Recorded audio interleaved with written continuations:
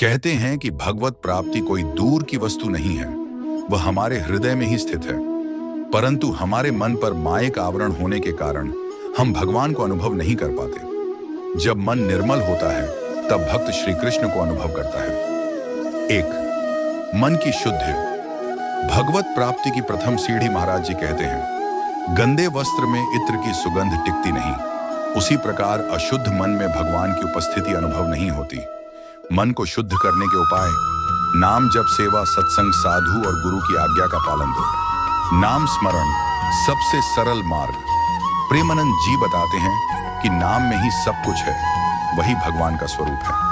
यदि कोई भक्त निष्कपट हृदय से राधे कृष्ण का स्मरण करता रहे तो धीरे धीरे मन भगवान का हो जाता है। नाम जप से चित्त शुद्ध होता है, मन स्थिर होता है, हृदय में आनंद प्रकट होता है। 3. प्रेम भावना।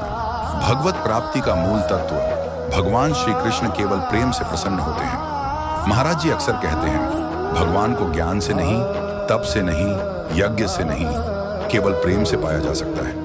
भक्ति में प्रेम हो तो साधारण व्यक्ति भी भगवान का प्रिय बन जाता है। 4. अहंकार का त्याग। अहंकार भगवत प्राप्ति का सबसे बड़ा शत्रु है। प्रेमानंद जी महाराज कहते हैं, जहां अहंकार है वहां भगवान नहीं, जहां नम्रता है वहां ब्रजेश्वर श्री कृष्ण का वास है। भक्त का मन जितना विनम्र होता जाता है, भगवत प्राप्ति उतनी निकट आती है। 5.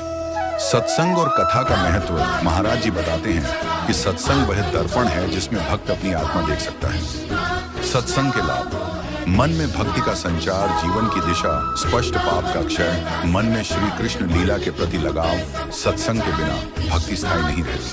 6. गुरु भक्ति भगवत प्राप्ति का राजमार्ग। प्रेमानंद जी अक्सर कहते हैं कि गुरु ही भगवान तक ले जाने वाले साधन हैं। गुरु की आज्ञा, गुरु का स्मरण, गुरु के चरणों में श्रद्धा, ये सब भक्त को श्री कृष्ण तक पहुंचा देता है। 7. सेवा भगवान को प्रसन्न करने का सरल मार्ग।